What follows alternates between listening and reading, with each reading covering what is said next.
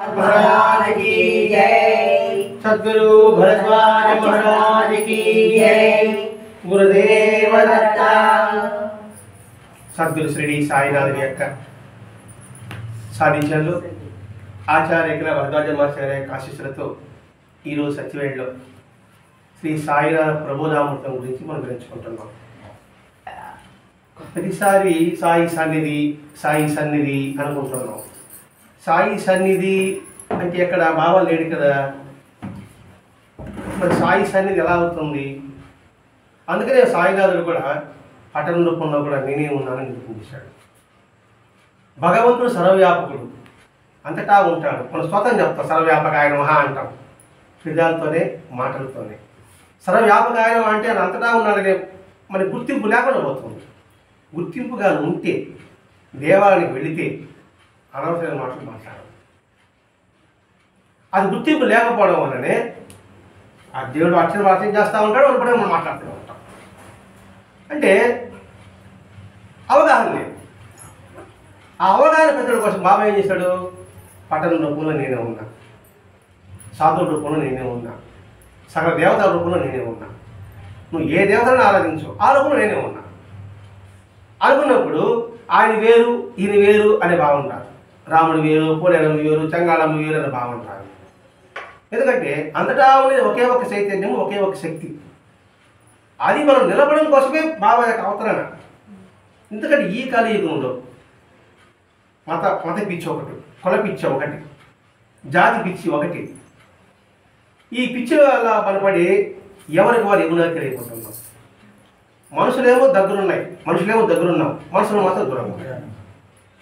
ఈ ప్రపంచం అంతా మనం గుప్పెట్టు చూసుకుంటున్నాం. ఈ ఫోన్లో ప్రపంచం మన చేతిలో ఉంది, కానీ మన మనసులో మాత్రం మన అదిలో లేదు. మన మనసుని అదిలో ఉంచుకుంటేనే ఆనందం ఉంటుంది. మన మనసు పరిభేదాలు కొంటే అశాంతి ఉంటుంది. బాగా పాయింట్ అర్థం చేసుకోండి. ఇక్కడ మన మనసు మనలో ఉంటే ఆనందం ఉంటుంది, మన మనసు గాడి తప్పిందా అశాంతి ఉంటుంది. చూడండి, మనం మామూలుగా కూర్చుంటేనే మన గురించి మనం ఆలోచించాం, ఇతరుల గురించి ఆలోచిస్తాం, ఇతర విషయాలు జోక్యం చేసుకుంటాం. దానివల్ల మనకి ఏం ఉపయోగం అనే ఆలోచన రావడం లేదు.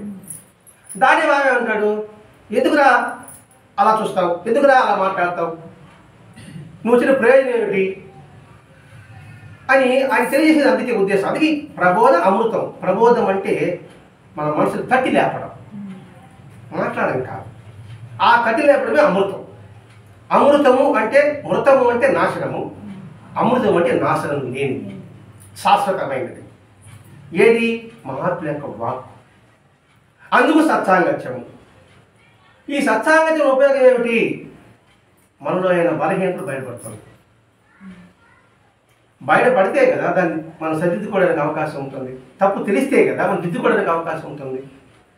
లేకపోతే నేను పని మాట్లాడకుండా ఇదే కరెక్ట్ అనుకుంటాను అనుకోండి, ఎవరు చెప్తే ఎవరైతే పొరపాటు చేసినట్టు నేను పొరపాటు చెప్పి మాట్లాడాను అని దిద్దుకోవడం అవకాశం ఉంటుంది. అలా చెప్పేవాడు అనుకోండి, నేను చెప్పింది కాదు. అందులోంచి బయటపడాలి. ఆ విధంగా జీవితాలంతా అన్వించుకుంటూ రావాలి. ప్రతి జీవితంలో ఒక సంఘటన వెనుక ఒక అర్థము పరమార్థం ఒకటి ఉంటుంది.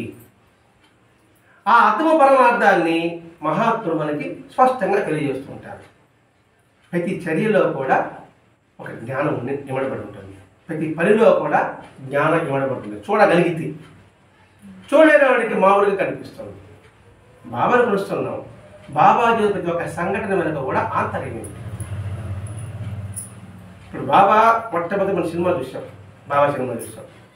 ఒకటి గుర్రం తప్పించిపోతుంది, వాడు తిరుగుతూ ఉంటాడు, బిజిలీ బిజిలీ బిజిలీ అరుస్తూ ఉంటాడు, వాడు ఎక్కడ కనబడదు. అప్పుడు ఎత్తుకుంటా బాబా దగ్గరికి వస్తాడు, నీ బిజిలీ ఇక్కడే ఉందిరా అంటాడు. అక్కడ కనీసం 100 సార్లు ఎత్తుకుంటాడు అతడు. ఆయన ఆశ్రయిస్తే చెప్పాడు. అందుకే మన సాధన అంటే గుర్రాన్ని మనసుతో పోలుస్తాడు. గుర్రాన్ని మనసుతో పోలుస్తాడు.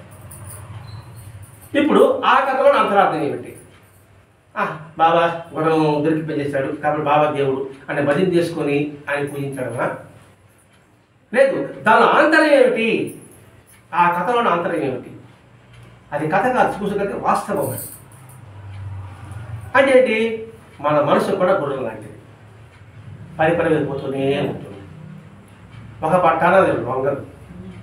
ఒక్కసారి దాన్ని మనం పట్టించుకోకపోతే అది విడిపోతుందో మనకే తెలియదు. మనం ఆలోచిస్తుంటాం, ఏదో చిన్న సంఘటన జరగచ్చు కాక, అది ఆనందం కావచ్చు, దుఃఖం కూడా కావచ్చు. ఆనందం వచ్చినా ఎక్కడికో వెళ్తూ ఉంటుంది. ₹1,00,000 వచ్చింది అంటే ఈ లక్ష ఏం చేయాలి వెళ్తా ఉంటుంది, ఎక్కడికో పోతూ ఉంటుంది.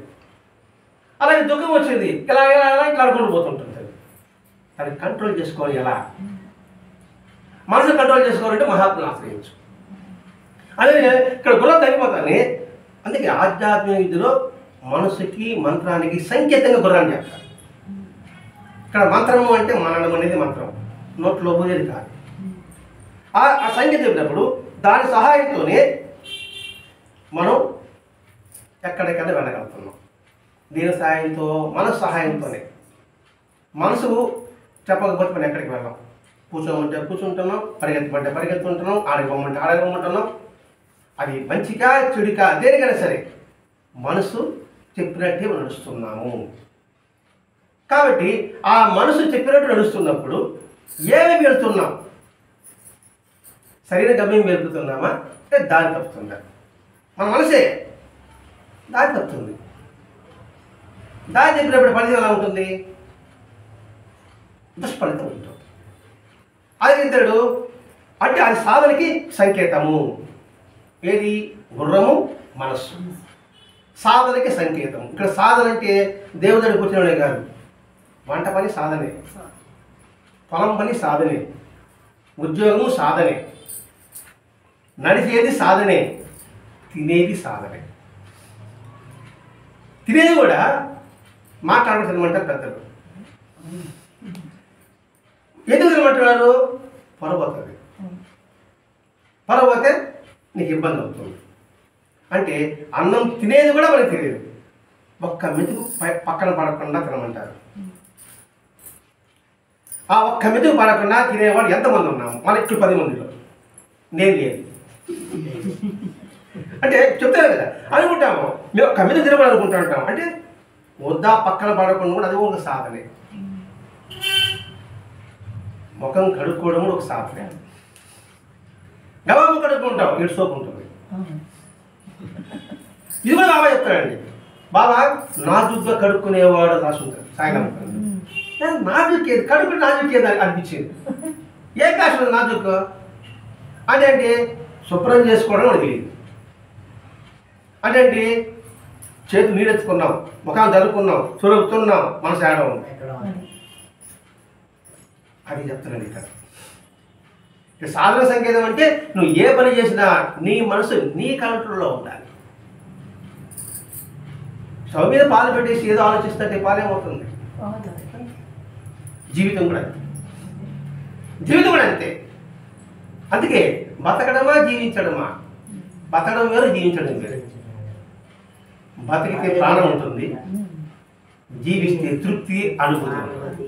చూడండి, బతికితే ప్రాణమే, జీవితం అనుకోండి తృప్తి ఉంటుంది, అనుభూతి ఉంటుంది. కానీ మనం జీవించాలి అని చెప్పడమే మహాత్మ యొక్క ఉద్దేశం. దానికని ఆ సంకేతంగా గుర్రం తప్పించుకుపోయింది. ఎవరికి? చాంద్ పట్టింది. సాధనలో కూడా మనసు గాడి తప్పింది. ఎప్పుడైతే గాడి తప్పిందో వెతుకులాట ఉంటుంది. ఇప్పుడు ఒక పని చేసుకున్నాం అనుకోండి, కాన్సన్ట్రేట్ పెడితే బాగుంది, కానీ తప్పింది అనుకోండి, ఎట్ చేయాలి ఎట్ చేస్తాం, ఏదో ఆలోచిస్తూ ఉంటాం, సరిగ్గా దానికి రా. అప్పుడు దాని పోతుంటాం. ఏదైనా నేను ఎదురుపడ కూడా అలా ఆలోచిస్తున్నావే అంటాం. మనం ఏదో ఆలోచిపోతుంటాను. ఇప్పుడు బస్ స్టాండ్ గిడారం కాడే బస్ ఎక్కాను నేను, దాని వెళ్ళిపోతా ఉంటా. మీరు వచ్చారు ఏం మామే అనేసి. అప్పుడు సురలోకి వచ్చా. ఆ తట్టిలేపోయేవాడే మహాత్ముడు. మనం దారి చెప్పుతుంటాం కదా. నేను పోతున్నప్పుడు మీరు చదివినప్పుడు అంటే మహాత్ముడు రే దారి చెప్తున్నావు అది తగ్గి జగడపోతున్నారు. ఇక్కడే బస్సు, ఇక్కడ బస్సు ఆడతారు, మీరు చెప్తున్నారు. అది గుర్రం ఇక్కడ ఉంది చెప్పడం. అంటే ఆ కథ చిన్నదే కావచ్చు కాక జీవి సత్యాలు ఎంతో ఉంటుంది అని చెప్తున్నాడు. అలా తప్పించుకుపోయింది, మనసు అధీనం తప్పిపోతుంది. అలా వెతుకులాడేవాళ్ళే బాటసారులు మనమే. అలా వెతుకులాడేవే మనం బాటసారులు. అంటే ఏంటి? నిజంగా మనకి సరైన గమ్యం ఉందా? మన గమ్యం ఏమిటి? మన లక్ష్యం ఏమిటి? మన లక్ష్యం ఏమిటి అని చెప్తాడు. మన లక్ష్యం ఏంటి? మనిషి యొక్క లక్ష్యం ఏమిటి? మనిషి యొక్క లక్ష్యం ఏం సాధించాలి అని చెప్తా. మనిషి ఏం సాధించాలని ఈ మానవ జీవితం వచ్చింది? ఒక పట్టుదల రావాలి మనిషికి. మనిషికి ఒక పట్టుదల సాధించాలి. పట్టుదల సాధన. పట్టుదల ఉంటే సాధన వస్తుంది. సాధన కాదమ్మా. ఏం కావాలి? ఏం కావాలి మనిషికి? ఏం కావాలి? తృప్తి. తృప్తి. మనిషికి తృప్తి కావాలి. అది మెయిన్. ఆనందం కావాలి. ఇద్దరు నేను కోరుకుంటున్నాం, కానీ తృప్తి ఎక్కడుంది? ఆనందం ఎక్కడుంది? ఎతకులాడుతున్నాం. ఈ ఆనందం కావాలి కోరుకుంటున్నాం, దాన్ని వెతకుతా ఉన్నాం. బయట తృప్తి ఉందా? మన దగ్గర తృప్తి ఉందా? మనలో ఉండే తృప్తి మనమే గ్రహించలేకపోతున్నాం. అది విషయం. ఇక్కడ అది తృప్తి ఎక్కడా లేదు, మనలోనే ఉంది. మనలోనే ఉంది. ఆనందం ఎక్కడా లేదు, మనలోనే ఉంది. అన్ని మనలోనే ఉంది. మనలో ఉంది మనకి తెలియకుండా అక్కడ పోతే ఆనందం ఉంటుంది, అక్కడ పోతే తృప్తిగా ఉంటుంది అని వెతుకులాడుతున్నాం. అది గుర్రాన్ని ఎత్తకడం. అది మన పాఠశాల. నాకు బోరుగా ఉంది అంటావు, అలా తిరిగి వస్తూ ఉంటావు. తిరిగి వస్తే నీకు ప్రసాదం ఉంటుంది కాసేపు అలా కాకుండా మనకు ఎందుకు బోరు పడుతుంది? ఎందుకు మనసు వికసిస్తూ ఉంది? ఏంటి అలా జరుగుతుంది? కారణం ఏమిటి అని ఆలోచించాం అనుకోండి. ఆడాడి తిరిగే బదులు ఇక్కడే కూర్చొని ఏదో పుస్తకము లేకపోతే ఇంకొకరో ఏ మంచి విషయాల గురించి ఆలోచించుకున్నాం అనుకోండి, ఆ ఆనందం మనకు. ఆ ఆనందాన్ని తిరిగేదానికి మహాత్ముడు. ఇప్పుడు తొట్టి ఉంది, తొట్టిలో నీళ్ళు పోసాం, ప్రశాంతంగా తొట్టింది, దాని లోపల అడుగు కనపడుతుంది. 2 ఇసుకలు వేసామనుకోండి, అలా వచ్చేస్తాం, అడుగు కనపడదు. ప్రశాంతమైన మనసుకి మనకి పరికరాలు ఆలోచన వేయడం వలనే ఆనందం కనపడాలి. అందుకని అక్కడ ఇక్కడ వెళ్తున్నారు, ఎక్కడ లేదు, నీ సంతనే ఉంది, నీ దగ్గరే ఉంది అనే విషయం గుర్తుపట్టాడు. మేము జేబులోనే సెల్ ఫోన్ ఉంది, ఎత్తలాడుకుంటాం, యాడ పెట్టా ఉంటాం. నీ జేబులో దాని ఒక సామెత చెప్తారు కదా, సగంలో పెట్టుకునేసి గురు ఎత్తినట్టుగా. అది బుద్ధుడు చెప్పింది కూడా. ఆనందం ఎక్కడ లేదు, ఆనందం మన వెంటే ఉంది, మనలోనే ఉంది అని తత్వాన్ని గుర్తించడానికి మహాత్ములకు అవతరణ. ఇలా తిరుగులాడుతున్నాడు. మనం బాటసాల అయినాం, తిరిగి ఎవరో చాతి పాటలు లాగండి, మనం ఇది ఎదుర్కొంటూ పోయినాడు కదా. మన పరిస్థితి కూడా అంతే. అలా వెతుకులాడి పూర్వపుణ్యం ఫలం చేత, ఈ పదం గుర్తుపెట్టుకోవాలి, పూర్వపుణ్యం ఫలం చేత ఒక మహాత్ములను దర్శించాలి లేదా ఒక దేవత దర్శిస్తుంది. పూర్వపుణ్యం ఉంటుంది. అందుకే అంటారు, మొట్టమొదట మనిషి జన్మ, ముఖ్యత్వము, మహాత్ముల సాంగత్యము, ఈ 3 దొరకడం చాలా దుర్లభం. మానవ జన్మ రావడమే దుర్లభం. అందులో మానవ వచ్చిన తర్వాత ముముక్షుత్వం. ముచ్చు అంటే ఏంటి? అన్వేషణ, తెలుసుకోవాలని తపన. ఏదో పుట్టామా పెరిగామా చచ్చామా కాదు, తిన్నామా పడుకున్నామా తెల్లారిందా కాదు. మన జీవితం ఏంటి చెప్తున్నాం? ఎందుకు మనిషికి ఏం కావాలంటే తృప్తి ఆనందం ఉన్నాం. తృప్తి ఆనందం ఎక్కడ ఉంటుంది? మనలో ఉందా బయట ఉందా? అది మనలోనే ఉంది. ఆ మనలో ఉండి మనం అన్వేషించుకోవాలి. మన ఇంట్లోనే బియ్యం ఉంది, మన ఇంట్లో పప్పు ఉంది, మరి వండుకోవాల్సింది ఎవరు? మనమే. అందుకని ఆ వెతుకులాడికి పూర్వపుణ్యం చేత నీకు ఒకటి దారి చూపిస్తాడు. రే నీ ఇంట్లోనే ఉంది కదా, నీ ఆడికి ఎందుకు పోతారు? కాబట్టి మనకి ఈ దేహం రావడం కూడా ఎన్నో జన్మల పుణ్యఫలం ఉంటే తప్ప ఈ దేహం రాలేదు. ఇది ఫస్ట్ మనం గుర్తుపెట్టుకోవాలి. దీని విలువ మనకు తెలియడం లేదు. మనిషి విలువ తెలియడం లేదు. తెలియకపోవడమే దీన్ని హింసించుకోవడం చేస్తుంటాం. ఇప్పుడు ఆత్మహత్య ఎందుకు చేసుకుంటున్నారు? దీని విలువ తెలియలేకపోవడం. భగవంతుడికి దేహం ఇచ్చింది ఎందుకు? మధ్యలో తుచ్చి వేసుకోవడానికి. అలా తుచ్చి వేసుకున్నట్టుకో తర్వాత ఈ దేహం ఇస్తాడు, నీకు గ్యారంటీ లేదు. అందుకే పూర్వపుణ్యం ఎంతో పుణ్యం ఉంటే తప్ప నరజన్మ రాదు, ముముక్షత్వం రాదు, సద్గురు సాంగత్యం దొరకదు. మనకి మానవ జన్మ వచ్చింది, ఈ సత్సంగం తెలుసుకున్నాం, ఈ మానవ జన్మ విలువ తెలుసుకున్నాం. ఈ సత్సంగం వలనే. అందుకని దీన్ని కాపాడుకోవాలి, ఆరోగ్యం ఉంచుకోవాలి. ఊరికే శరీరం ఉంటే చాలండి, దీని ఆరోగ్యం చూసుకోవాలి. ఇది ఉంటేనే కదా నువ్వు మూర్ఛతో సద్గురు సాంగత్యం చేయడానికి. శరీరం సహకరించే వదిలి ఏం చేస్తావు? అనవసరంగా ఉపవాసాలు ఉంటాం, కడుపులు మార్చుకుంటాం, దేవాలయానికి వెళ్తాం. ఏం ఉపయోగం? ఆయన చెప్పాడా ఉపవాసం నుండి చేయమని చెప్పాడా? ఎవడు చెప్పలేదు. బుద్ధుడు కూడా అన్వేషించి ఆహారం తీసుకున్నాడండి. ఆరోగ్యానికి నెలకు ఒకసారి ఉంటారు, అది పద్ధతి. ఆరోగ్యం ఉండాలనుకున్నారు అనుకోండి, అది మంచి పద్ధతే. కానీ నెలకు 4 సార్లు 5 సార్లు పోనీ అలా క్షుణ్ణంగా ఉండగలుగుతామంటే ఉండవు. లోపల కడగతా ఉంటే ఎంత ఎలా పడుతుంది? అదే పూర్వపడిన నరదనం వచ్చింది. ఇప్పుడు మూర్ఛితులో ప్రవేశించాం. ఈ సత్సంగం వచ్చి తెలుసుకోవాలని ఒక అన్వేషణ. సద్గురు సాగతి ఏం చేస్తుందంటే మన యొక్క తప్పులు బయటపడుతుంది, దాని సరిదిద్దుకోవడానికి అవకాశం ఉంటుంది. అప్పుడు రెండవది మహాత్ముల యొక్క సేవ. ఇక్కడ మహాత్ముల సేవ అంటే బాహ్యంగా కానుతడం కాదు, వారి యొక్క భావాలకి అనుగుణంగా మనం నడుచుకోవడమే సేవ. భగవత సేవ భగవత సేవ భగవత సేవ అంటే ఇప్పుడు ఆడ అభిషేకాలు చేసి కిరీటాలు పెట్టి పూలమాలేసి అది సేవ కాదు. ఆయన ఏం కోరాడు, ఆయన ఏం ఆశిస్తున్నాడు? అందరిలోనూ భగవద్గీతను దర్శించు, అందరిలో బాగా లోపల ఉన్న వారికి సేవ చేయి. ఇక్కడ సేవ అంటే ఏదో ఉండేది గుర్తుపెట్టడం కాదండి, అది కూడా ఉండదు.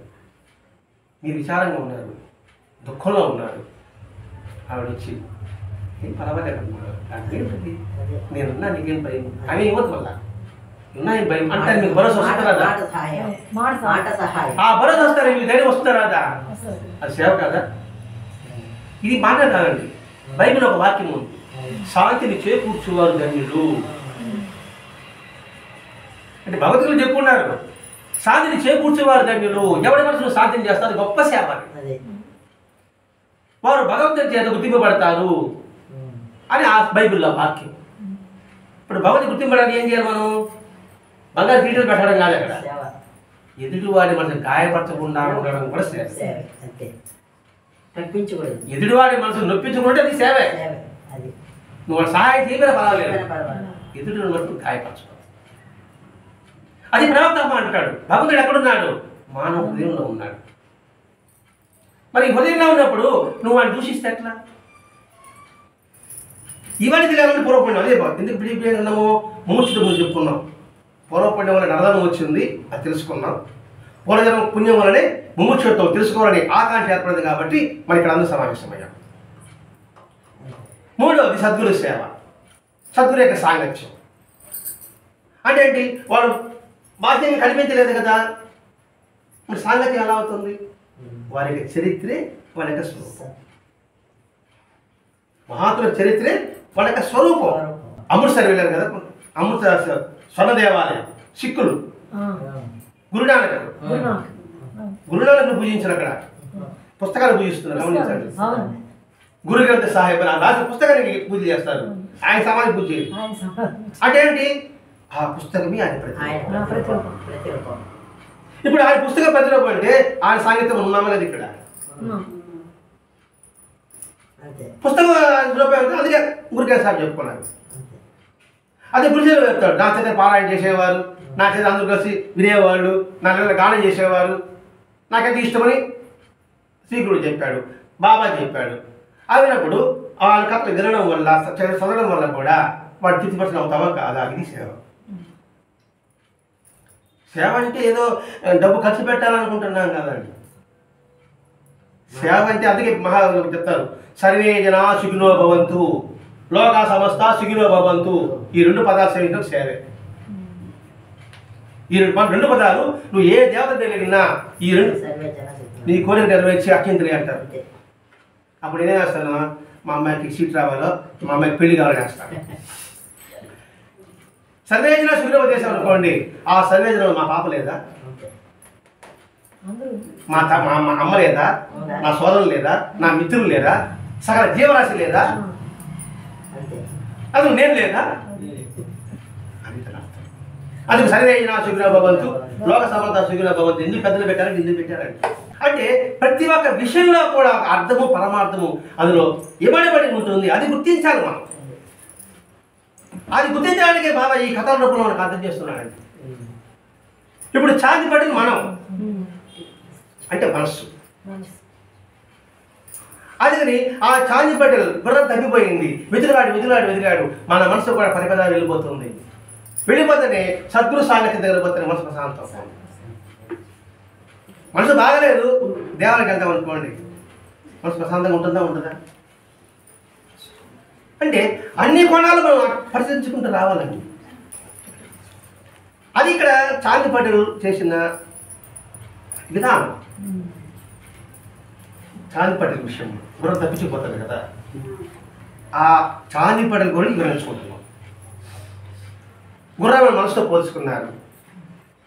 అది ఆచార్యంలో ఒక సంకేతంగా పరిపాలన మనస్సు ఎటువంటి పోతే ఆ మనసు శరీరాన్ని పెట్టేవాడు మహాత్ముడు. అలాగే పూర్వపుణ్యం చేత నువ్వు అటువంటి మహాత్ముని ఆశ్రయిస్తావు. ఇప్పుడు మనం బాబాని ఆశ్రయించాం, మీరు చంగాలను ఆశ్రయించారు, మీరు వెంకటేశ్వరాన్ని ఆశ్రయించారు. చూడండి, ఇప్పుడు వెంకటేశ్వర జరుగుతుంది మనశ్శాంతికి ఉంటుంది, పూర్వపు జరుగుతుంది కొంత మనశ్శాంతికి ఉంటుంది. అంటే వాడి సంస్కారాలను బట్టి అక్కడ ప్రయాణం జరుగుతుంది. ఎప్పుడైతే జరుగుతుందో నిరంతరం మీ మనసు పోలేరమ్మే, నిరంతరం మీ మనసు వెంకటేశ్వర స్వామి, నిరంతరం మీ మనసు సుబ్రహ్మణ్య స్వామి. అది వారు పూర్వపుణ్యం వల్లే కొడతారు. ఆ పూర్వపుణ్యం లేకపోతే ఎక్కడికో ఆత్మహత్య చేసుకుంటారు, దీని విలువ తెలుసుకోలేకపోవడం వల్ల. అందుకే చెప్పిన పూర్వపుణ్యం వల్లనే నదనం వస్తుంది, పూర్వపుణ్యం వల్లనే మూర్ఛత్వం వస్తుంది, పూర్వపుణ్యం వల్లనే సద్గురు సాంగత్యం వస్తుంది. అది ఎప్పుడైతే గుర్తుపెట్టుకుంటామో ఆ పూర్వపుణ్యాన్ని ఇంకా పెంచుకోవడానికి ప్రయత్నం చేస్తాం. అలా ఇది వచ్చిన తర్వాత బాబా కూడా చూడండి, తన గురువుని అలాగే అన్వేషించాడు కదా. నలుగురికి అన్వేషిస్తారు బాబాని, బాబా చెప్తారు కదా, అన్వేషిస్తారు. అలాగే చాంది పట్టుకు అన్వేషించాడు. ఎక్కడ సరైన అంటే మనసుతో పోల్చుకున్నాం కాబట్టి గుర్రాన్ని అలా వెతికాడు. తిరుమలకి బాబాని కలిసినట్లుగానే మనం గురువుని కలుస్తాము. ఇక్కడ గురువు అంటే బాబా ఇష్టదేవత కూడా ఒకరు ఒక దేవత చెప్తారు కదండి. బాగాలేదంటే పొలిదందరూ పరా మొక్కరు, శుభసారి పరా మొక్కరు, అది వాడికి అనిపిస్తుంది అక్కడ పోదామా ఇక్కడ పోదాం అనే సంగతి. ఆడ పడి స్వాధ్యాయం అయిన తర్వాత వాళ్ళ కులదేవి అదే అనుకుంటాడు, ఆరదేవి అదే అనుకుంటాడు. అలా నిరంతరము భావిస్తుండడం వల్ల అప్పుడు ఏమవుతుందంటే మనసు వారి పరమై, ఎవరు పరమై, ఏ దేవతను ఆరాధిస్తారో వారి పరమై నిరంతరం మనసులు అదే ఉంటుంది. కాబట్టి మొట్టమొదటి మనసుని గుర్తించు, మనసుని జాగ్రత్తగా పెట్టుకో, మనసును అధీనంలో పెట్టుకో. ఎందుకని ఈ మనసే కారణం మంచికైనా చెడుకైనా. అదే అంటారు కదా, మన ఏవ మనుష్యానం కారణం బంధం మోక్షయే. నీ మనసే కారణం బంధానికైనా మోక్షానికైనా. ఇది పెద్ద శ్లోకం. ఇది బాబాజీ సులభంగా చెప్పాడు. దాంట్లో సుఖ దుఃఖాల బరువు కల్పితాలు. దాసరి చెప్తాడు చూడండి, పని ఇంటికి నిండిపోయినప్పుడు చీర గురించి చెప్పినప్పుడు మాస్టర్ గారు వ్యాఖ్యానం ఉండదు. సుఖ దుఃఖాలు మనో కల్పితాలు. ఇది తెలుసుకునేవాడు ఏ పరిస్థితి అయినా ఆనందాన్ని అనుభవిస్తాడు రాస్తారు మాస్టర్ గారు. ప్రతి ఒక్క లీల వెనక మాస్టర్ గారు కొటేషన్ గమనించాలి. సుఖ దుఃఖాలు మనో కల్పితాలు అంటే నీ మనసే ఇది బాగుండాలనుకున్నా, ఇది బాగాలేదనుకున్నా. సత్సంగము ఎంత చమట పెట్టినా బాగుంది కాబట్టి మనకు చమట దృష్టి రాలే, చెప్పారు కాబట్టి చమట ఇప్పుడు గుర్తొస్తారు. అది బాగున్నప్పుడు చూడండి, కనీసం ఫ్యాన్ లేకుండా ఉండగలుగుతామమ్మా. అబ్బా అప్పుడు ఆ మనసే, ఇప్పుడు ఆ మనసే. కాబట్టి దాన్ని నిరంతరం గుర్తించు. అలా చేసిన తర్వాత ఆడి తర్వాత గురువు వారి చెంతనే ఉంటాడు. ఏది ఆశ్రయిస్తానే. ఇక్కడ గురువు అంటే బాబానే కాదు మనం ప్రత్యేకించుకుంటున్నాం. వాడి సంస్కారాలుగా ఏ దేవతడు వెళితే వాడు ఆచరిస్తూనే ఉంటాడు. అప్పుడేముంటాడు, నేను మంచి దగ్గర అనుకోండి, పోలేక చేసిందండి, వెంకటేశ్వరం చేసిందండి. చెడు జరిగింది అనుకోండి, ఇది నా ప్రారంభం. ఇది జ్ఞాని వివేకం ఉన్నవాడు, నా ప్రారంభం చేస్తున్నాడు. పోలేనమ్మా ఈరోజు ఈ పని చేయించలేదంటే ఇది నాకు మంచిది కాదు, అందుకని పోలేనమ్మ చేయించలేదు, లేదా వెంకటేశ్వరం చేయించలేదు అంటే నిరంతరం మనసులో మెదుపుతాడు. మనసులో మెదినప్పుడు వారి చేత ఉన్నట్టు లెక్క కాదు, వాళ్ళ చేత ఉన్నట్టే. అంతే. నిరంతరం మనసులో ఉన్నప్పుడు మన పక్కన ఉన్నట్టే. అందుకే బాబా అంటాడు, మనసు నువ్వు స్మరిస్తే నేను పలుకుతానంటున్నాడు. అప్పుడు ఆయన ఎక్కడ ఉన్నట్టు? మన చేత ఉన్నట్టు. ఇప్పుడు నాన్నచంద్ర గారు వాళ్ళ కూతురికి ప్రసన్న పడినప్పుడు పడితే బాబా నాకు విభూతి లేదన్నాడు. మరి షిరిడి ఎక్కడ, ఆయన ఉండేది ఎక్కడ అంటే అర్థం ఏంటి? మన చేతనే ఉన్నాడు. అందుకే భగవంతుడు కనిపించడు, కనిపించడు ఉంటాడు. సర్వవ్యాపి. ఎలా అంటే కంటికి రెప్పలాగా. కను ఏ దుమ్ము పడక ముందే రెప్ప వాలిపోతుంది మనకి తెలియకుండా. అంటే మరి కన్నుని కాపాడేది ఎవరు? భగవంతుడు. అంటే రెప్ప కాపాడుతుంది. కాపాడు. అలాగే భగవంతుడు కాపాడు. మనం గుర్తించడం లేదు అంతే. అనుక్షణము అణువణువునందు ఆయనే ఉన్నాడు, ఉన్నాడు. అడుగడుగున ఆయనే ఉన్నాడు. అది మనం గుర్తుపట్టలేకపోతున్నాం. అది. ఒక్కటి పెద్దగా లేదు. చెమ్మ దాని ఇష్టంగా గుర్తుంది, ఎక్కడి నుంచి గుర్తుంది. కానీ అది ఆ స్పృహలో మనం ఉన్నాం అసలు లేదు. అది లేకపోతే మనిషి లేడు. లేదు. కానీ చెమ్మ పొద్దు అవుతుంది. మరి త్యాగిస్తాడు ఎవడు? మరి ఆయన కాబట్టి ఇంకెవడు? అంతే. వాడికి ఏ పేరైనా పెట్టుకోండి, నీ పొలం పెట్టి వాళ్ళని ఎవరైనా పెట్టుకోవచ్చు కాక సభ్యులు, అదొక పవర్. అంటే మరి మన చేత ఉన్నట్టే కదా. కష్టపడి దేవుడా నాకేంటి కష్టం ఇచ్చావు అంటాడు, అంటాం మనం. కష్టం ఇచ్చాడు దేవుడు ఎలా అవుతాడు? మన చెప్తే ఆయన పంచభూతాల లోపల దేవుడు ఉన్నాడు. అందుకే దేహమే దేవాలయం అన్నాడు పెద్దలు. లోపల 10 మంది ఇలే ఉన్నాడు. పంచిపోతారు మళ్ళానే ఉన్నాయి. అది గుర్తుపెట్టుకున్నామండి. ఇప్పుడు ఇంకోటి చింత ఉండదు. చింత చేయాలి మనకు. రాముడు మన చింత ఉండు మనకు రామదాస్ పడతాడు. రామదాస్. అంటే ఆ గుర్తింపులో ఉన్నాడు అనమాట. ఎందుకు చింత? రాము మన పక్కనే ఉన్నాడు. ఆ నిరంతరం గుర్తుపెట్టుకుని ఎరుపు కలిగి ఉండడమే మన మనసు మన అధీనంలో ఉన్నట్టు. అప్పుడేమవుతుంది? ఆయన మన చెంతనే ఉంటాడు. సాయి పాటిల్తో షిరిడీకి వెళ్ళినట్టు, అతడి ఇంటికి వెళ్ళినట్టు. మన పాటిల్ అడ్డు తీసుకుపోతాడు కదా. తీసుకోపోతాడు. అంటే గుర్తించాడు కాబట్టి వాళ్ళ ఇంటికి వెళ్ళినట్టుగా భగవంతుని గుర్తించగలిగితే భగవంతుడు మనదంటే ఉంటాడు. అది గుర్తుపెట్టుకోవాలి. బాబా వాళ్ళ ఇంటికి వెళ్ళాడు కదా. అంటే ఇక్కడ మనం గుర్తించవలసింది, ఆ పాటిల్ ముస్లిం అయినప్పటికీ కూడా బాబా వెళ్ళాడు. అంటే ఇక్కడ మతము, కులము, జాతి, వర్గభేదం ఉంటుంది. అందరినీ సమభావంతో చూసే భావాన్ని నువ్వు ఏర్పరచుకో. అంటే ఏంటి? ఇక్కడ బాబా మత సాంప్రదాయాలకి అతీతుడు. అందుకే నీ మతం ఏంటి అన్నాడు కోర్టులో. ఏమన్నాడు బాబా? ఏ మతం చెప్పాడు ఆయన? కబీర్ మతం అని చెప్పాడు. కబీర్ పుట్టికేంది? కబీర్ మతం అన్నాడు. కబీర్ పుట్టికేంది? అసలు పుట్టికే లేదు. కబీర్కి పుట్టుక లేదు. లేదు. అసలు ఒక పద్మంలోంచి కబీరుడు వచ్చాడు. తెలిసి ఉంటుంది, తెలిసి నాది కబీర్ మతం అన్నాడు. అంటే ఆయన రావడం కోసం జన్మత ముస్లిం పెద్దలు అలా అన్నాడు. నేను అంతే.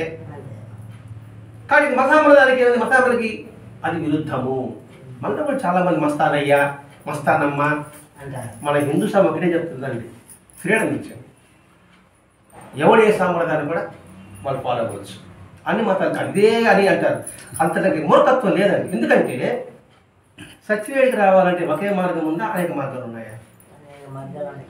గిడానికి రావాలి, రావాల్సింది. దానికి దారి లేవా? గిడానికి అనేక మార్గం ఉంది కదా. లేదు, నువ్వు ఇటే రావాలంటే నేను మధ్యపడి గడ్డది రావాలి, ఇటు షార్ట్ కట్ నాకు ఇక్కడ. అదే నేను మధ్యపడి తడకి పోవాలా, తడ నుంచి కవర్ పెట్టి రావాలా, కవర్ పెట్టి మాదిరి బాగా రావాలా, అప్పుడు గడ అట్రామంటే అదట్ వస్తుంది. ఏ మార్గం ఆ మార్గం మన గమ్యం చేయడం ముఖ్యం.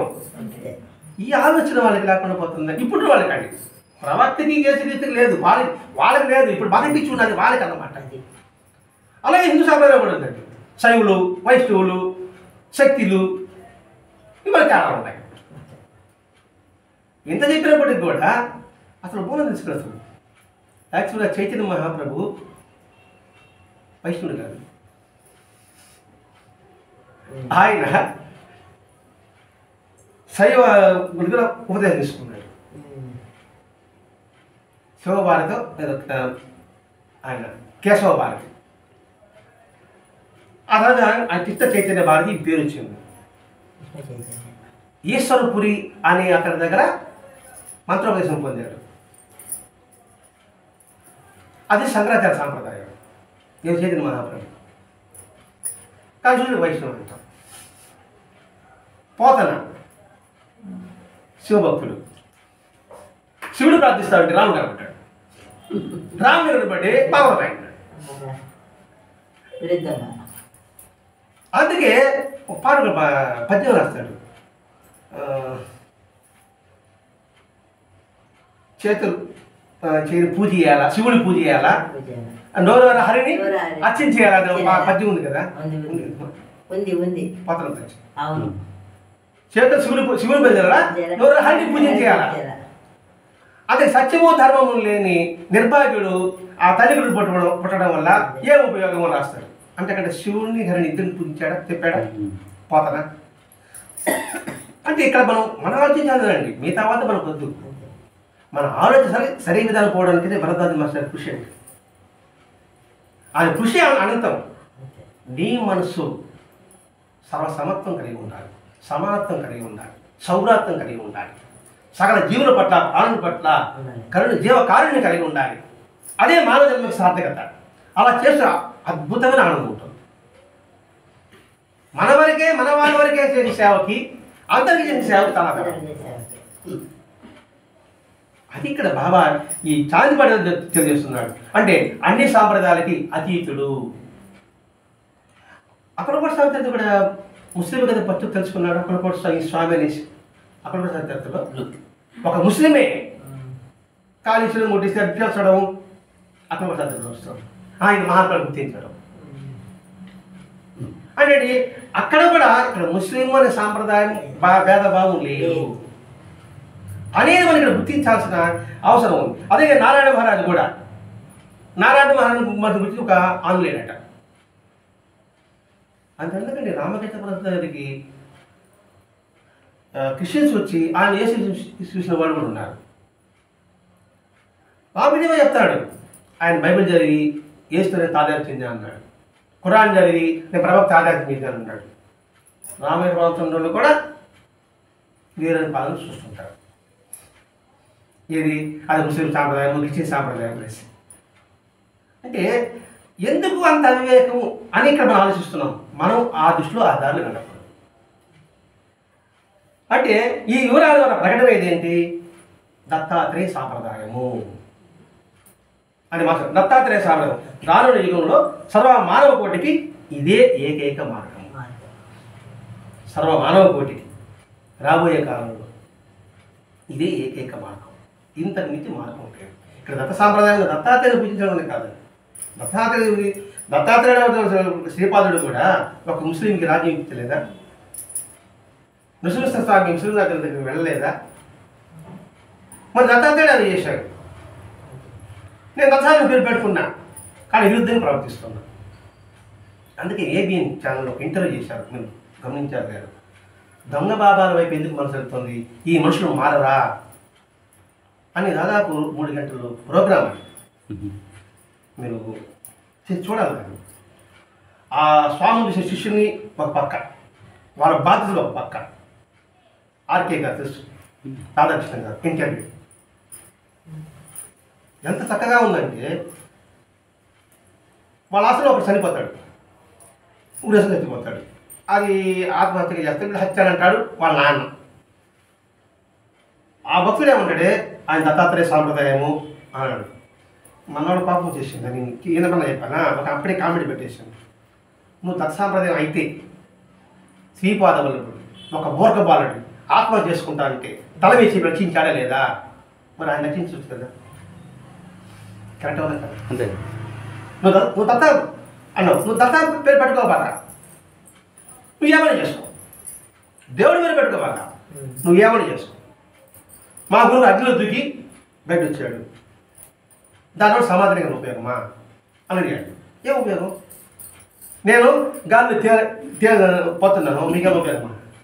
నేను నేల మీద నడిచాను, మీకేం ఉపయోగమా? సమాధానం ఉపయోగపడి చేసేవాడే నిజమైన మానవత్వం కలిగిన వాడు. ఎందుకు చెప్తున్నానంటే వర్గభేదము, లింగభేదము సమానత్వం కోసమేనండి. మనం అటువంటి జోలికి దాన్ని పడకుండడానికి హెచ్చరిక. అది పడేవాళ్ళు మనం ఏం చేయలేము, మనం పడకుంటే చాలు. అది దత్త సాంప్రదాయం. అసలు ఈ గుర్రం తప్పించుకుపోవడం దొరకడం అనేది బాబా చేతిలోనే కాదండి, బౌద్ధ మతంలో కూడా ఉంది. బుద్ధగయ వెళ్తే బుద్ధగయలో బొమ్మలు ఉన్నాయి. ఒక ఎద్దు మీద కూర్చున్నట్టుగా, ఆ ఎద్దు మీద తోయేసినట్టుగా బొమ్మలు అనమాట. వీడు ఎదుగుతున్నట్టుగా, దాన్ని అడుగు కనిపెట్టుకొని చేరినట్టుగా, ఆ తర్వాత వాడు ఆ ఎద్దు అదృష్టమైనట్టుగా ఆ బొమ్మలు ఉంటుంది. అంటే దీని అర్థం కూడా అదే. ఎద్దెక్కాడు, ఆ ఎద్దు మనసు తప్పించుకెళ్ళిపోయింది. వెతికాడు, దాన్ని అడుగుజాడు పెట్టుకున్నాడు. ఆ అడుగుజాడు మహత్తుల యొక్క దారి. వెళ్ళిన తర్వాత ఆ ఎద్దును పట్టుకున్న తర్వాత ఎద్దు ఇతడు లేదు. అంటే ఏంటి? ఈ దేహం లేదు, ఆత్మ లేదు, అతలే అని ఆ బుద్ధగిరిలో బొమ్మలు. ఈ సాంప్రదాయము వీటికి అన్నిటికీ మూలము వేదమే. చెప్పుకునేవన్నీ కూడా వేదం లాంటివే, భగవద్గీత లాంటివే. కాకపోతే ఆ చలగపిండిని ఒకరు పకోడా చేశారు, ఒకరు జంతికి చేశారు, ఇంకొకరు మిక్చర్ చేశారు. అంతే తేడా. ఇది బౌద్ధ మతం వల్ల హిందూ మతం నాకు కూడా సరే, ఆ ప్రాంతానికి అతను చెప్తే వింటారు, ఇంకో ప్రాంతానికి ఇంకోటి చెప్తే వింటాడు. వీడిపేట చెప్పాడు అనుకోండి, వీడి చెప్పిన బాగా బరికి ఎక్కడ అంటారు. ఎందుకంటే వారికి అనుబంధించి వాడు చెప్తాడు. ఇప్పుడు చెప్పారు అనుకోండి, మీకు అనుబంధించి చెప్పగలిగితే మీరు అభిమానిస్తారు. ఇంకొక చెప్పాడు అనుకోండి, అదే పుస్తకం చదువుకుంటూ చెప్పున్నాడు అనుకోండి, ఏం అర్థం కాదంటారు.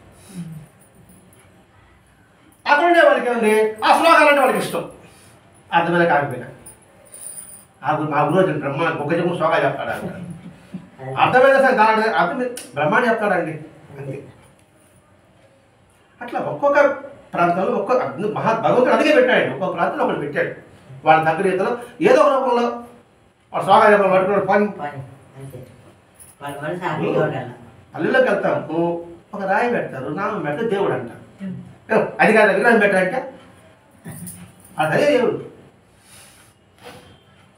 పాలపడుగురు ఏం చేశారు? చరిత్ర ఉంది పాలపడుతుంది. ఒక కరోనా అక్కడ దీపం పెట్టాలి, ఇదే రాములు అనుకున్నాడు.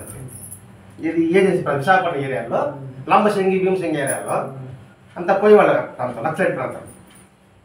పాలపడుగురు అంటే గొప్ప మహాత్ములు అక్కడ ఉన్నారు. ఆయన మా వ్యవసాయం ఉండదు, సూడు పొట్టేసుకుంటాడు అక్కడ. మళ్ళా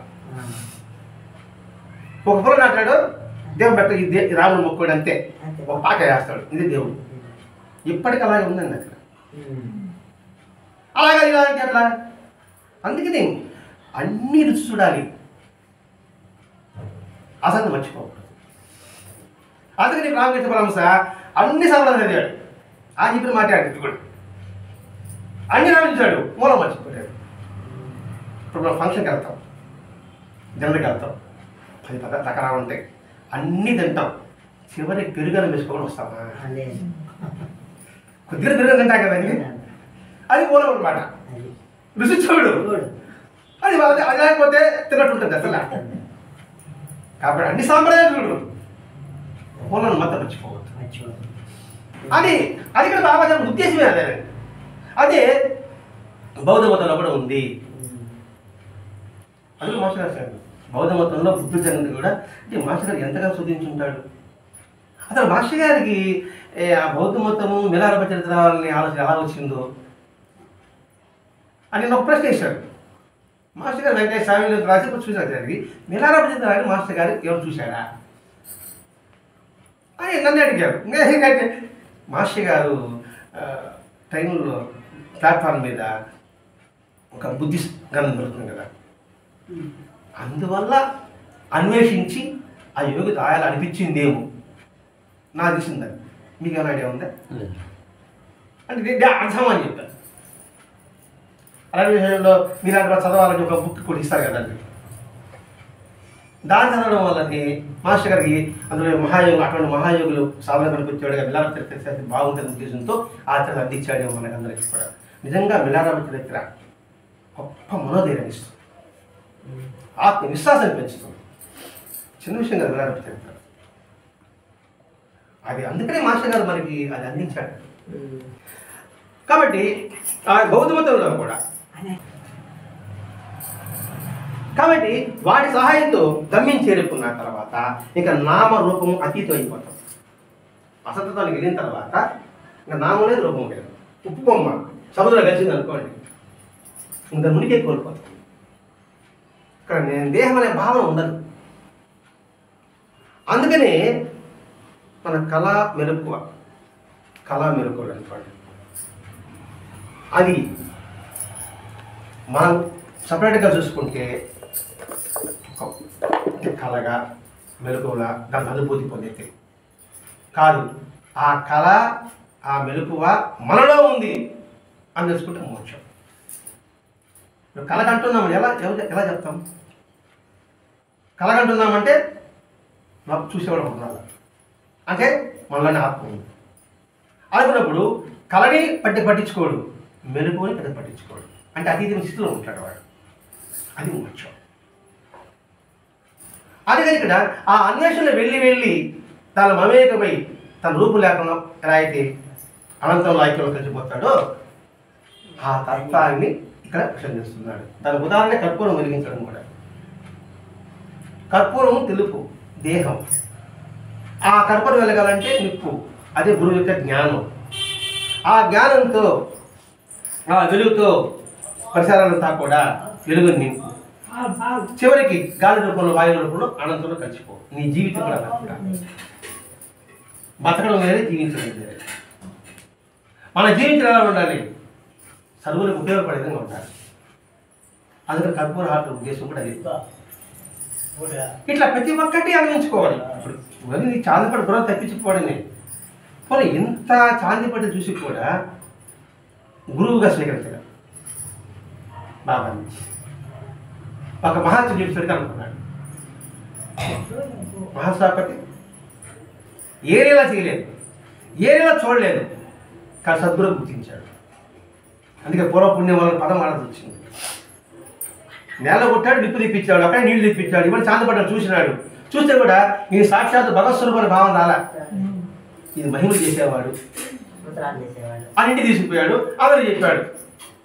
ఇది భావం రావడం కాదు, సత్సాంగత్యం లేకపోవడం వల్ల, మన మనసుని ఆ వైపు మళ్లించలేకపోవడం వల్ల.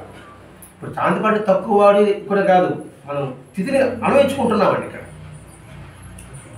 మహాత్ముడు ఏం కోరకుండానే బాబాని ఒక మహత్యాన్ని గుర్తించాడు, ఆ ఓ సాయం తెచ్చాడు. అంటే నీ పురజన సంస్కారం, ఆ సంస్కారం పెంచుకోవడం కోసం మహర్షి సత్యం పెట్టాడు. గతం ఎలా ఉన్నాం, ఆ సంస్కారం బట్టి ఇప్పుడు ఇక్కడ ఉన్నాం. ఆ ప్రకారమే ప్రతి ఒక్క క్షణం గడుస్తుందంతే. ఇప్పుడు మనం ఏం ఆలోచిస్తున్నామో, ఏ భావాలు ఉంటుందో అది భవిష్యత్తుకి నాకు అది గుర్తుపెట్టుకుంటే ఇప్పుడున్న జీవితాన్ని సాఫల్యం చేసుకోవడానికి అవకాశం ఉంటుంది. అలా గుర్తుపెట్టకపోతే ఏదో గుడ్డెద్దు చెల్లబడినట్టుగా పోతా ఉంటుంది. అది ఇప్పుడు వచ్చిన అవకాశాన్ని నువ్వు సద్వినియోగం చేసుకో. ఇంకా ఉన్నతమైన తీసుకోవడానికి నువ్వు ప్రయత్నించి. ఉన్న స్థానంలో ఉండవద్దు, ఉన్న స్థానానికి వెళ్ళాలి. సహజం మనం లౌకికంగా చూస్తున్నాము. నాకు ఒక బిల్డింగ్ ఉంది, ఇంకో బిల్డింగ్ కోరుకుంటున్నాం, అదే సంబంధం కోరుకుంటున్నాం, అధికారం కోరుకుంటున్నాం, కీర్తి కోరుకుంటున్నాం, పదవి కోరుకుంటున్నాం. వార్డు మెంబర్ అయినాడు గమనం ఉంటాడా? సర్పంచ్ ఎవరు కోరుకుంటాడు కదండి. ప్రయత్నం చేస్తారు చేయడా అవకాశం తర్వాత. అంటే ఇక్కడ ఉద్దేశం ఏమంటే ఉన్న స్థానం ఉన్న స్థితికి పోవడానికే మనం లౌకికం కోరుకుంటున్నాం కదా, మరి ఆధ్యాత్మిక ఎందుకు కోరుకోకూడదు అని ప్రశ్న లేక. అవే శాశ్వతం కాదు, అవే మనతో రావు. కానీ ఆధ్యాత్మికం అనేది జన్మజన్మలో కొన్ని అంటే వస్తుంది. ఇప్పుడు ఎంతవరకు ఆధ్యాత్మికత ఉందో ఇప్పుడు లాగిపోతే ఈ శరీరం ఇక్కడైతే కఠిన అవుతుంది. ఇప్పుడు చెప్తున్నాను, ఇక్కడ 15 మంది ఉన్నారు. ఇప్పుడు ఇలా ఆడిపోయాను, ఈ 15 మంది కాదు 30 మందికి సాయి నేర్చడానికి అవకాశం ఉంటుంది. ఎందుకంటే ఈ సంస్కారం ఉంది కదా. అందుకే చనిపోయేటప్పుడు తులసి తీర్థం పోయడం, రామాయణం చెప్పించడం, ఇది చెప్పిస్తారు. ఇందుకే అంటే ఆ ధ్యాసతో పోతే మంజనం పుడతాడే ఉద్దేశంతో. కానీ మొట్టమొదటి సంస్కారం లేదనుకోండి, అప్పుడు నువ్వు రామాయణ పలకలేడు, నారాయణ పలకలేడు. ఒకడు ఆ శిశువునే ఉన్నాడు పాపం, బాగా గొప్పతనంతో. చివరైనా సరే నారాయణ స్వామి పలకతాడు ఉద్దేశంతో నారాయణ అంటే పలకలేకపోయాడు. సరే మనం పూలు కడతాం కదా నారాయణ, దాన్ని తీసుకుని ఏదన్నాడు పీసు అన్నాడు. ఇప్పుడు నారాయణ అంటే కనీసం కొద్ది పుణ్యం వస్తుందని వాడు వచ్చిన, ఇదని పీసు అన్నాడు. పోయి ప్రాణం పోయి. అంటే ప్రతి ఒక్కటి అంటే మనసులో మనం చివరి స్థానంలో ఏదే స్మరిస్తూ ఉండిపోతామో అదే భావన మనకు వస్తుంది. ఇది కృష్ణుడు ఎప్పుడు మాట కూడా అదేనండి. నువ్వు శరీరం వదిలేటప్పుడు ఎలా స్మరించుకుంటూ శరీరం వదులుతావో ఆ భావంలోకి నువ్వు వస్తావు. కాబట్టి ఇక్కడ స్మరణ అనేది నిరంతరం జరిగిన ప్రక్రియ. ఇక్కడ సాధన అంటే ఏదో కొంత టైం అనుకుంటున్నాం కదా, జీవితమే సాధన కావాలి, ప్రతి క్షణం సాధన కావాలి. ఏదో కొంత టైము ఇప్పుడు అరగంట గంట కాదు. అంటే ఎలా వీలవుతుంది అని ప్రశ్న. రోజంతా స్మరణ చేస్తే నా పని పాట చేయాలి, నాకు భార్య పిల్లలు బిడ్డలు ఇవి ఉన్నారు, వ్యాపారం ఉంది, ఉద్యోగం ఉంది, మరి నిరంతరం సాధన చేయమన్నాము, ఎలా సాధన చేయగలం మనం అని కృష్ణుడు తప్పుడు అయిపోతాడు. అనన్య చింతన చేస్తే వాడు యోగక్షేమాలను చూస్తా అని చెప్పాడు. మరి అనన్య చింతన యాడ్ చేస్తామండి అంటే మా యోగక్షేమం చూడరా, దాని అర్థమేంటి అది గురించుకోవాలి. అనన్య చింతన పదం వాడాడు. ఏమిటి అనన్య చింతన అంటే? అనన్య చింతన అంటే మన దృష్టి ఏంటంటే నిరంతరము భగవంతుడు స్మరించడం అనుకుంటున్నాం. అదే కదా అనుకుంటాం. అనన్య చింతన అంటే అనన్యం అంటే ఏ ఆశ లేకుండా చింతించడము అని. అనన్య చింతన అంటే అన్యం లేదు, ఉన్నది ఒకటే. అనన్య చింతన అన్నాడు, అన్యం అనేది లేదు, వేరేది లేదు, ఉన్నది ఒకటే. అంటే నేను లేదు, నాది లేదు, నీది లేదు, నువ్వు లేదు, ఉన్నది ఒకటే తత్వమని నిరంతరం ఎరుకులో కలిగి ఉండడమే అనన్య చింతన. అంటే ఏంటి? ఈ సృష్టినంతా పరిపాలించేది ఒకే మన ప్రేమ శక్తి, భగవంతుడు శక్తి అని పెట్టుకుంటాం. భగవంతుడు ఒకే శక్తి, ఆ నిరంతరం గుర్తించడమే. అటువంటి గుర్తించిన వాడికి వాడి యోగము క్షేమము నేను చూస్తా అన్నాడు. యోగం అంటే ఏంటి, క్షేమం అంటే మాస్టర్ గారు బెడదీస్తూ ఉంటాడు అనమాట, ఉల్లిపాయ వచ్చినట్టుగా. యోగం అంటే ఏమిటి, క్షేమం ఏమిటి, పదే యోగం అంటే క్షేమం అంటే. యోగము అంటే మనకు సంప్రాప్తి ఇచ్చేది, క్షేమం అంటే ఆ సంప్రదాయం పోకుండా చూసేది. డబ్బు వచ్చింది, యోగం వచ్చింది, అది మళ్ళీ జారిపోకూడదు కదా, దాన్ని కాపాడతారు అనమాట. అంటే మంచి నేర్చుకుంటూ దాని క్షేమం, నీ క్షేమ సమ తెలుపు రాస్తాం ఉద్దేశం అది. అందుకే అనన్య చింతన అంటే అన్యము లేని భావన. సరే దాని పక్కన పెడదాం, అంత పెద్ద భావన లేదు కాబట్టి నిరంతరం భగవంతుని స్మరించాలి కదా. మరి నిరంతరం భగవంతుని ఎలా స్మరించగలుగుతాను? నేను చదివేదా, పాఠం చెప్పేదా, లేదా వంట చేసేదా, లేకపోతే ఇంకేం చేసేదాన్ని? అందులో కూడా ఉన్నాడు. కృష్ణబాబు చెప్పుకున్నాడు. కృష్ణబాబు మాట అంటాడు, మీ శరీరంలో జీవశక్తి లోపల నేనే ఉన్నానంట.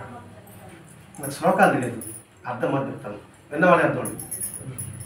జీవశక్తి లోపల నేనే జీవనం చేసేది అన్నాడు. అన్నప్పుడు మీ శరీరంలో మీ తినాహారం జీవనం చేసేది ఎవడు? ఆయనే. నా శరీరంలో ఆయనే, మీ శరీరంలో అందరి శరీరం. నేను వంట చేస్తున్నా. మా ఇంట్లో ఉన్న కృష్ణ పరమాత్మలు, కడుపులో కృష్ణ పరమాత్మలు అందరినీ కూడా నేను వంట చేస్తున్నాను భావించడం తప్పేమైనా ఉందా? అదే అనని చెప్తాను. అందుకే సాయినాథుడు పటం రూపంలో, పిల్లి రూపంలో, భిక్షకాల రూపంలో నువ్వు ఎవరికి పెట్టి నాని పెట్టినట్టు అని ఎందుకు అన్నాడు?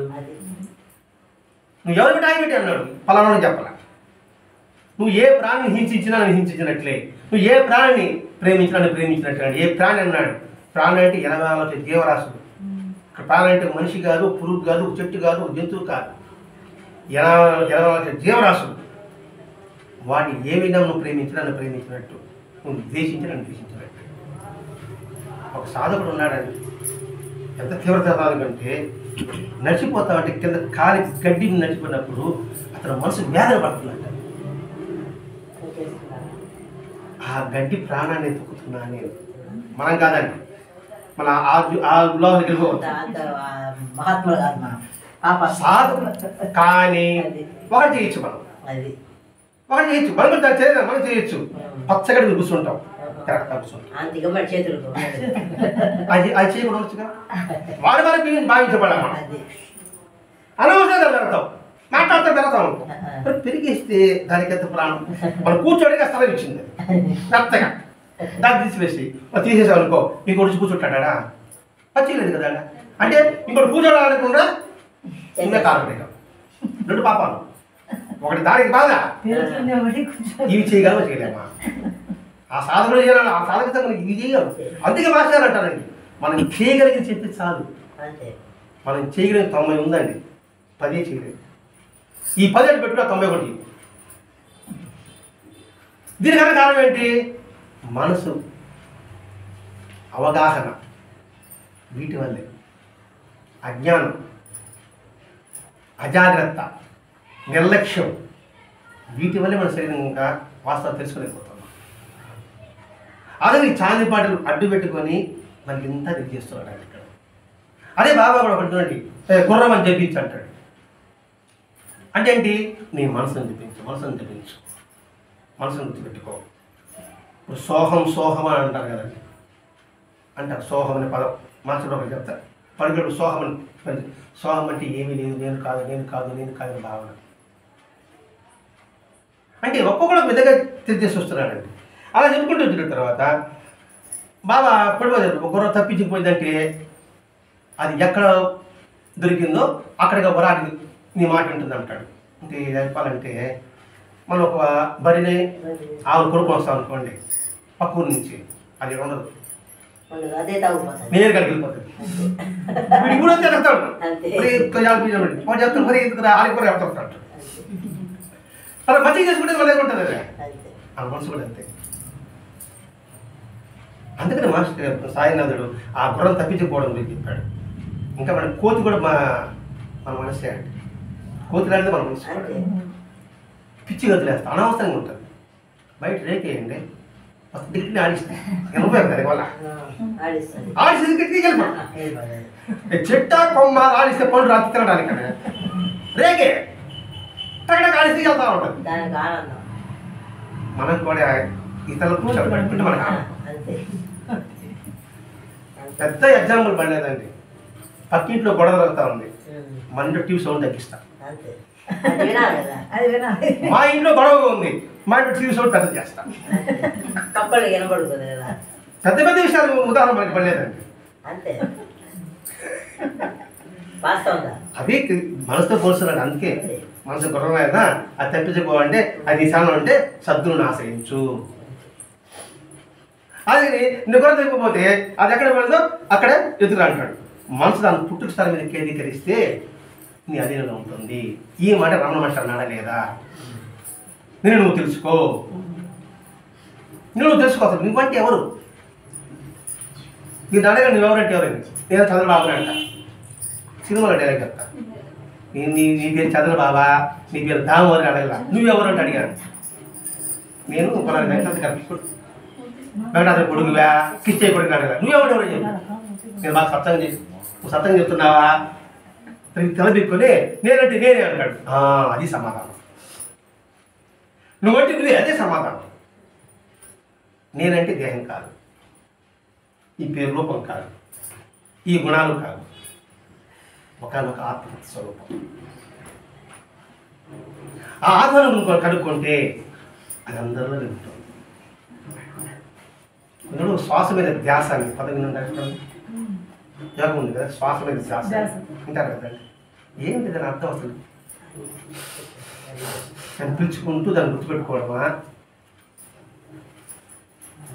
అలా గుర్తుపెట్టుకుంటూ అని వాళ్ళు చెప్తారండి ఎక్కడో కూర్చోవచ్చు అట